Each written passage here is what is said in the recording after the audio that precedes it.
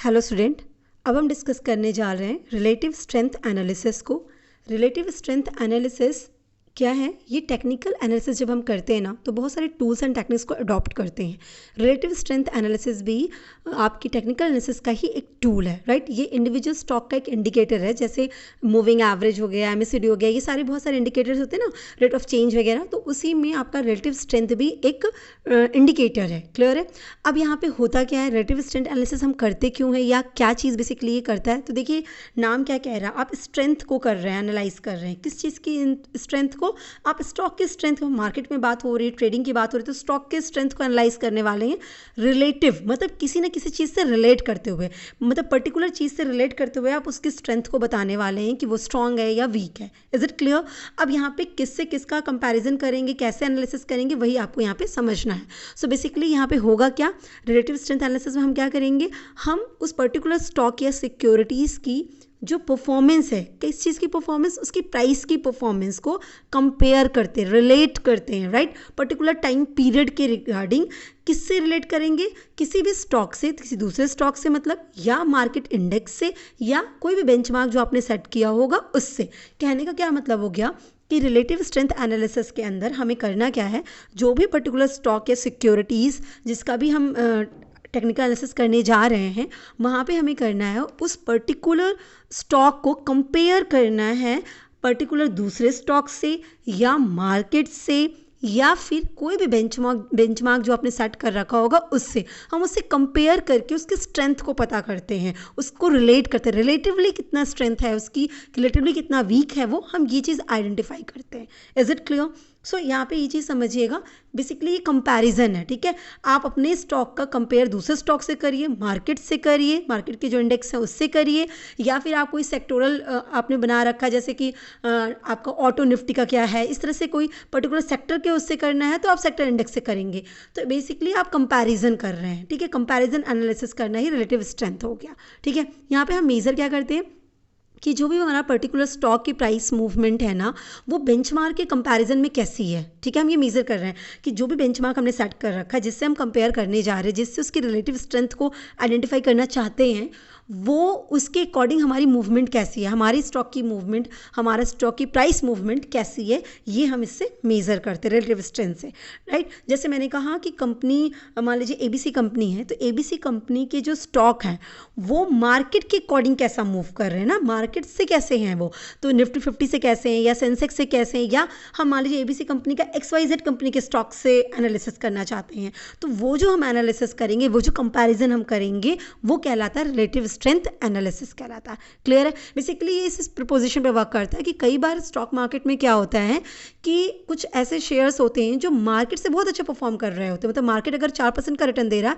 तो वो 10% का रिटर्न दे रहे हैं, मार्केट अगर 8% का रिटर्न दे रहा है तो 12% का रिटर्न दे रहे हैं। और कुछ ऐसे भी स्टॉक होते हैं जो मार्केट से खराब परफॉर्म करते हैं, मार्केट 10% का रिटर्न दे रहा है तो वो 5% का रिटर्न दे रहे होते हैं, राइट। सो आपको ये देखना पड़ेगा कि जो पर्टिकुलर स्टॉक में आप इन्वेस्टमेंट की बात सोच रहे हैं, वो स्टॉक का रिलेशन मार्केट से कैसी है, या पर्टिकुलर कोई भी बेंचमार्क जो आपने सेट कर रखा है कि हम इससे कंपेयर करेंगे, उससे कैसे उसका रिलेशन है, वो उससे कितना रिलेट करता है, वो चीज़ आप यहाँ पे आइडेंटिफाई करते हैं। तो अगर आपका स्टॉक जो भी बेंचमार्क जिससे आप कंपेयर कर रहे हैं, अगर उससे ज़्यादा अच्छा परफॉर्म करता है, ठीक है, आपके बेंचमार्क से ज़्यादा अच्छा परफॉर्म कर रहा है, तो ये क्या शो करेगा कि आपकी रिलेटिव स्ट्रेंथ स्ट्रांग है ना, बहुत रिलेटिव स्ट्रेंथ है आपके अंदर, स्ट्रांग स्ट्रेंथ है। क्लियर है? वहीं पे अगर जो स्टॉक है उसकी परफॉर्मिंग आपके बेंचमार्क से ख़राब आती है, तो ये शो करता है कि रिलेटिवली वो वीक है। क्लियर हो गया? सो स्ट्रेंथ के बारे में ये आपको बताने वाला है कि पर्टिकुलर चीज़ से, पर्टिकुलर बेंचमार्क से, पर्टिकुलर मार्केट इंडेक्स से, पर्टिकुलर स्टॉक से आपका स्टॉक जिसमें आप इन्वेस्ट करने जा रहे हैं वो कैसा है, वो कैसे रिलेट कर रहा, वो स्ट्रांगली रिलेट कर रहा, वो वीक रिलेट कर रहा, वो कैसे रिलेट कर रहा है। यहाँ तक बात क्लियर हो गई? सो अभी देखिए, ये हम जो करते हैं ना, रिलेटिव स्ट्रेंथ एनालिसिस की बात जब हम करते हैं ना, हम करते क्यों हैं ना, इससे हमें क्या पता चलेगा, इससे हमें पता चलता है बीइंग एन इन्वेस्टर, हम आइडेंटिफाई कर पाते हैं कि जो भी हमारी सिक्योरिटीज़ हैं वो परफॉर्म कैसा करे, वो आउट परफॉर्मिंग कर रही है या अंडर परफॉर्मिंग कर रही है मार्केट से बहुत अच्छा परफॉर्म कर रही है या मार्केट के अकॉर्डिंग कम परफॉर्म कर रही है, ख़राब है, अंडर द प्रेशर है वो, है ना, जिससे हमें क्या मिलती है, हम डिसीजन ले पाते हैं कि भाई हमें यहाँ इन्वेस्ट करना चाहिए या नहीं इन्वेस्ट करना चाहिए। अब आपको पता है आपने किसी सिक्योरिटीज़ का रिलेटिव स्ट्रेंथ एनालिसिस कर लिया और आपको पता चल गया है कि ये सिक्योरिटी मार्केट से खराब परफॉर्म कर रही है, वर्स्ट परफॉर्मेंस है मार्केट की कंपैरिजन में, तो क्या आप वहाँ पे इसमें इन्वेस्ट करना चाहेंगे? आप कहेंगे कि ओवरऑल मार्केट, ओवरऑल इंडेक्स 10% का रिटर्न दे रहा है और ये पर्टिकुलर सिक्योरिटी तो सिर्फ 6% का रिटर्न दे रही है, मैं यहाँ पे क्यों इन्वेस्ट करूँ? आप नहीं करेंगे ना। तो इन्वेस्टमेंट डिसीजन लेने के लिए रिलेटिव स्ट्रेंथ एनालिसिस करना चाहिए। अब क्वेश्चन उठता है कि कैसे करेंगे, मतलब किस तरीके से कैलकुलेट करेंगे इसको। ये तो समझ में आ गया कि हम ये कर क्यों रहे हैं, ये भी समझ में आया कि रिलेटिव स्ट्रेंथ का मतलब क्या हुआ, पर करेंगे कैसे? तो इसके लिए एक फॉर्मूला गिवन है। बेसिकली फॉर्मूला क्या है रिलेटिव स्ट्रेंथ का? वो कहता है कि आप कंपैरिजन किसके बीच में कर रहे हैं ना, दो चीज़ के बीच में कंपैरिजन कर रहे हैं, आपकी जो स्टॉक है उसकी प्राइस मूवमेंट और दूसरा जो भी आपने बेंचमार्क इंडेक्स आपने जो सेट कर रखा है उसकी प्राइस मूवमेंट, दोनों के बीच में कंपैरिजन कर रहे हैं। तो फॉर्मूला भी ऐसे ही बन के आ जाएगा, प्राइस ऑफ अ स्टॉक, जो भी पीरियड का आप लेना चाह रहे होंगे उस पीरियड का, divided by price of a benchmark index. ठीक है, आप दोनों को कंपेयर करेंगे, आपका रिलेटिव स्ट्रेंथ निकल के आ जाएगा। देखिए रिलेटिव स्ट्रेंथ सिर्फ रिलेशन बता रहा है आपको, मतलब आप कितने स्ट्रॉन्ग और कितने वीक हो ये चीज़ आपको बताएगा। ठीक है, अब इस चीज़ को एनालिसिस करने का, आपके स्ट्रेंथ एनालिसिस करने के दो तरीके, एक तो रेशियो निकाल लीजिए या आप इंडेक्सिंग कर लीजिए। ठीक है, अभी जो हम बात कर रहे हैं उसी को ना रिलेटिव स्ट्रेंथ रेशियो भी कहा जाता है, या कई जगह पे इसको बोलते हैं रिलेटिव प्राइस स्ट्रेंथ रेशियो। ठीक है, दोनों चीज़ें सेम है, आप ये चीज़ समझिएगा। तो ये जो रिलेटिव स्ट्रेंथ निकाल रहे हैं या रिलेटिव स्ट्रेंथ प्राइस रेशियो बोला जाए, दोनों सेम चीज़ है, क्योंकि हम प्राइस की परफॉर्मेंस को ही कंपेयर कर रहे हैं। यहाँ तक बात क्लियर हो गई। आप इस फॉर्मूले को ऐसे भी कैलकुलेट कर सकते हैं कि जो भी आपकी एक सिक्योरिटीज़ की जो जितने परसेंटेज से चेंज आया, मतलब मैं ऐसे कहूँ कि divide the percentage change of one security by the percentage change of the benchmark, दोनों में जो भी चेंज है, जितने परसेंटेज का चेंज है पर्टिकुलर टाइम पीरियड आपको सेम रखना पड़ेगा, उसको हम जब डिवाइड कर देते हैं तो हमारा रिलेटिव स्ट्रेंथ निकल के आ जाता है। इसी को रिलेटिव स्ट्रेंथ रेशियो भी कहा जाता है, इसी को रिलेटिव स्ट्रेंथ प्राइस रेशियो भी कहा जाएगा। यहाँ तक बात क्लियर हो गई। अब मान लीजिए हमने रिलेटिव स्ट्रेंथ निकाल दिया, अब इसका इंटरप्रिटेशन कैसे होगा, है ना। तो देखिए अब जो आपने रेशियो कैलकुलेट किया ना उसको आप कंपेयर करिए, आप ट्रेंड आइडेंटिफाई करने की कोशिश करिए कि इस पर्टिकुलर पीरियड में इसका मार्केट के साथ ऐसा है, पहले कैसे था या आगे कैसे रहे, मतलब आप कुछ पीरियड्स के डेटा को एनालाइज कर सकते हैं। एक तो ये चीज़ होता है। अब मान लीजिए हम बाकी के पीरियड्स के डेटा के साथ उसका एनालिसिस ना भी करें, तो हम एक पर्टिकुलर टाइम पीरियड की अगर हम बात करें कि अभी का जो आरपीएस हमारा आया है, रिलेटिव प्राइस स्ट्रेंथ रेशियो जो हमारा आया है वो क्या आया है। ठीक है, तो उसको अगर हम ऐसे कहेंगे कि देखिए जो हाइयर अगर आया तो हाइयर रिलेटिव प्राइस स्ट्रेंथ का मतलब होता है कि भाई ये बहुत अच्छा है, ये स्ट्रॉन्ग रिलेशन शो कर रहा है। और इसको ना 1 से मेज़र करिए, तो 1 से जैसे मेज़र करेंगे तो कैसे कहेंगे कि अगर आपका आरपीएस मोर देन 1 होता है, ग्रेटर देन 1 होता है, तो ये इंडिकेट करता है कि आपका स्टॉक जो है, आप जो भी बेंचमार्क आपने सेट किया, जो भी अगर मार्केट इंडेक्स से कर रहे हैं तो उससे आउट परफॉर्म कर रहा है, बहुत अच्छा परफॉर्मेंस दे रहा है ये।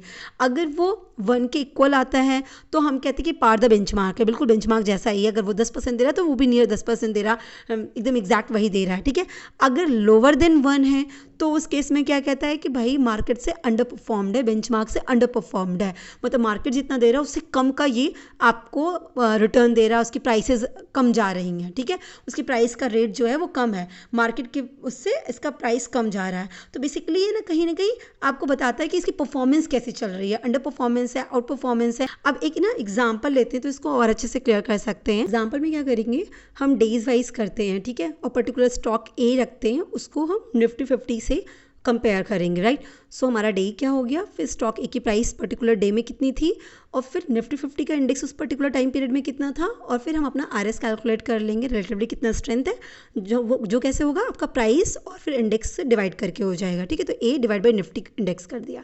तो पहले दिन की अगर बात करें, डे 1 पे स्टॉक ए की प्राइस 200 रुपये थी, वहीं निफ्टी 50 20,000 था, तो हमारी आरएस कितनी आ गई 0.010।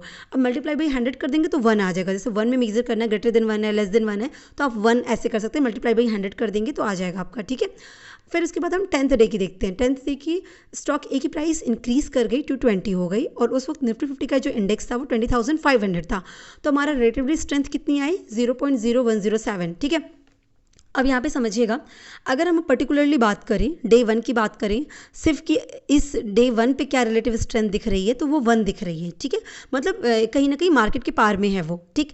अगर हम डे 10 की बात करें सिंपली कि इस दिन क्या हमारा आरएस दिख रहा है, तो आरएस दिख रहा है कि हमारा 220 था और निफ्टी 220,500 दी। इसका मतलब हमारा जो इंडेक्स है वो आउट परफॉर्म कर रहा है ना, क्योंकि अगर आप कंपेयर करेंगे तो 1.07 मतलब आ जाएगा, तो वो क्या कहता है आपका 1 से एक्सीड कर रहा है, तो ये कहता है ना कि हमारा स्टॉक ए आउट परफॉर्म कर रहा है, मार्केट से अच्छा परफॉर्मेंस दे रहा है, ठीक है। तो ये तो हो गया कंपेयर आपका पर्टिकुलर डे पे किया। पर अगर आप ट्रेंड पहचानना चाहें तो आपने डे 1 का ट्रेंड निकाल लिया कि आरएस कितना था, अब डे 10 का ट्रेंड आपने निकाल लिया कि आरएस कितना है, तो इस हिसाब से हमें क्या दिख रहा है कि भाई आरएस इंक्रीज कर गई आपकी। डे 1 में 0.010 थी और आपका डे 10th पे देखा गया कि वो 0.0107 हो चुकी है। इसका मतलब ट्रेंड बढ़ रहा है, इंक्रीज कर रहा है, इसका मतलब आपका स्टॉक ए आउट परफॉर्म कर रहा है मार्केट से, है ना। और अगर यही आरएस डिक्रीज हो गया था तो हम क्या कहते हैं कि हमारा स्टॉक ए जो है वो अंडर परफॉर्मिंग है। Is it clear? तो हम इस तरीके से इसको कैलकुलेट करते हैं और आइडेंटिफाई करते हैं। आई होप आपको समझ में आया होगा कि कैसे रिलेटिव स्ट्रेंथ करते हैं। अब यहाँ पे एक चीज़ मैं और क्लियर कर दूँ, जैसे ये तो रिलेटिव स्ट्रेंथ रेशियो हो गया ना, रिलेटिव स्ट्रेंथ को चेक करने का एक इंडेक्सिंग का भी तरीका है, रिलेटिव स्ट्रेंथ इंडेक्स उसको कहते हैं, ठीक है, रिलेटिव स्ट्रेंथ इंडेक्स RSI जिसे कहते हैं। तो वो भी हम यहाँ पे समझ लेते हैं, क्योंकि दोनों चीज़ें आइडिया रहेंगे तो आपके लिए क्लियर रहेगा। देखिए, जो RSI की बात करते हैं, रिलेटिव स्ट्रेंथ इंडेक्स की बात करते हैं, तो वो दिया था जे वेल्स विडर ने। तो इन्होंने क्या कहा था कि बेसिकली RSI RS रेशियो जो आपने निकाला उससे बिल्कुल अलग है। वहाँ पे हमने कंपैरिजन किया था एक स्टॉक को मार्केट के साथ, मार्केट के इंडेक्स के साथ, या किसी दूसरे स्टॉक के साथ, या किसी सेक्टर के इंडेक्स के साथ, बेसिकली हम किसी दूसरे से उसका कंपैरिजन किए थे। पर जो RSI है ना, वो क्या करता है, वो इंटरनल मोमेंटम को चेक करता है, उस पर्टिकुलर स्टॉक की खुद की प्राइस कि वो कितना स्पीड में चेंज हो रहा है, उसकी जो प्राइस की चेंजेस है वो कितनी स्पीड में हो रही है ना, और कितनी ज़्यादा हो रही है। बेसिकली वो ये चेक करता है, कौन? RSI। तो RSI के थ्रू हम उस सिंगल स्टॉक की चेंजेस, स्टॉक के बारे में पता करेंगे। हम उसका कंपेयर किसी और से नहीं कर रहे हैं, हम उस सिंगल स्टॉक को उसी से कंपैरिजन कर रहे हैं। कैसे कर रहे हैं? उसकी पास्ट डेटा से कंपेयर कर रहे हैं कि उसकी प्राइस में जो मूवमेंट आ रही है ना, वो कितनी स्पीड में आ रही है ना। तो बेसिकली ये कैसा है, ये एक मोमेंटम ऑसिलेटर होता है। बेसिकली मोमेंटम ऑसिलेटर का क्या मतलब हो गया? देखिए, ये स्पीड और स्ट्रेंथ को चेक कर रहा है। स्पीड और स्ट्रेंथ का मतलब हो गया कितनी स्पीड, कितना फास्ट आपकी प्राइसेस चेंज होती जा रही हैं उस पर्टिकुलर स्टॉक की, और कितनी स्ट्रांगली चेंज हो रही हैं, है ना। तो मोमेंटम ऑसिलेटर बेसिकली स्पीड और स्ट्रेंथ को बताता है कि कितना फास्ट है और कितना स्ट्रांग प्राइस मूवमेंट है अप एंड डाउन का, ठीक है। मोमेंटम जो होता है ना, वो इसको इस तरह समझिए, मोमेंटम आपकी रेट ऑफ चेंज के बारे में बात कर रहा है कि प्राइस में जो चेंजेस आ रहे हैं वो किस रेट से आ रहे हैं, किस स्पीड से आ रहे हैं ना, रेट क्या है उनका। और वहीं पे अगर हम बात करें ऑसिलेटर्स की, तो वो आपकी वैल्यू की फ्लैक्चुएशंस को बताता है इस पर्टिकुलर रेंज के बारे में, ठीक है। तो दैट इज़ मोमेंटम ऑसिलेटर, कि क्या उस पर्टिकुलर स्टॉक के प्राइस मूवमेंट की क्या स्पीड है, कितनी स्पीडली वो चेंज हो रही है प्राइस उसकी, और कितनी स्ट्रांगली मूव कर रहा है वो प्राइस, क्या रेंज है उसके प्राइस मूवमेंट का। ये चीज़ हमें पता चलती है रिलेटिव स्ट्रेंथ इंडेक्स से। क्लियर हो गया? तो हम इसे क्यों कर रहे हैं, हम RSI क्यों कैलकुलेट करेंगे? RSI कैलकुलेट करके हम ये समझ पाते हैं कि वो पर्टिकुलर स्टॉक जो है वो ओवरबॉट है या ओवरसोल्ड है, ज़्यादा उसको खरीदा जा रहा है या ज़्यादा बेचा जा रहा है ना, जिससे हमें पता चल जाता है, हम ये प्रिडिक्ट कर पाते हैं कि इसकी प्राइस का रिवर्सल क्या हो गया, प्राइस में चेंजेस कब आएंगे, है ना। हमको पता चलेगा कि ओवरबॉट है या ओवरसोल्ड है, तो हमें आइडिया लग जाएगा ना कि अच्छा भाई अब तो ये अगर बहुत ज़्यादा खरीदा गया, इसका मतलब अब इसकी प्राइसेस बहुत ज़्यादा भागने वाले हैं, क्योंकि डिमांड बहुत ज़्यादा आ गई है, बहुत ज़्यादा खरीदा जा रहा है, इसका मतलब अब इसकी प्राइसेस बढ़ने वाली हैं। या ओवरसोल्ड है तो इसका मतलब समझ में आ रहा है कि भाई अब इसकी प्राइसेस बहुत ज़्यादा गिरने वाली हैं। तो हम प्राइस जो रिवर्स होने वाला है उसको प्रिडिक्ट कर पाते हैं RSI के थ्रू, ठीक है, इसको एनालिसिस करके। सो RSI में हम करेंगे क्या, हम ना कंपेयर करते हैं। किस चीज़ को कंपेयर करेंगे? यहाँ पे RSI कैलकुलेट करने के लिए हमें कंपेयर करना होता है एवरेज गेन और एवरेज लॉस को उस पर्टिकुलर स्टॉक के कुछ स्पेसिफिक टाइम पीरियड के लिए। अब ये टाइम पीरियड जो है ना, वो 7 डेज़ का, 10 डेज़ का, 14 डेज़ का हो सकता है। तो 14 डेज़ यूजुअली लिया जाता है। तो आपको जैसे मान लीजिए 14 डेज़ हमने पकड़ा, तो 14 डेज़ के टाइम पीरियड में आपका ऑन एन एवरेज गेन कितना था और ऑन एन एवरेज आपका लॉस कितना रहा है। आपकी खुद की स्टॉक की प्राइस की मूवमेंट के बेसिस पे आपको बताना है कि प्राइस ने पिछले टाइम से इस 14 डेज़ के अंदर क्या चेंजेस आए हैं, तो ऑन एन एवरेज हमने कितना गेन किया और ऑन एन एवरेज हमने कितना लॉस किया है। ठीक है, ये हम कैलकुलेट करेंगे और उसी के बेसिस पे RSI हमारा इंडेक्सिंग कैलकुलेट हो जाएगा। ये जो होता है ना, हमें ना न्यूमेरिकल वैल्यू देता है। RSI जब कैलकुलेट करेंगे तो हमें एक न्यूमेरिकल वैल्यू मिलेगी, जो वैल्यू ना 0 से 100 के बीच में रहती है। ठीक है, इसी के बीच में आपका RSI का वैल्यू आती है। ठीक है, तो अब बात उठती है कि RSI कैलकुलेट कैसे करेंगे। तो देखिए, RSI को कैलकुलेट करने का जो फॉर्मूला है वो फॉर्मूला कैसे है, 100 minus 100 divided by 1 plus RS। अब RS क्या हो गया, RS यही आपका एवरेज गेन पर डे और एवरेज लॉस पर डे क्या होगा, वो आपका RS निकल के आता है। ठीक, अब जो इसकी इंटरप्रिटेशन पे मैं बता दूं कि इंटरप्रेट कैसे करेंगे। तो मान लीजिए जब हमने फॉर्मूले में RSI को कैलकुलेट किया तो RSI की वैल्यू आई। अब मैंने कहा कि RSI की वैल्यू 0 से 100 के बीच में आएगी, राइट।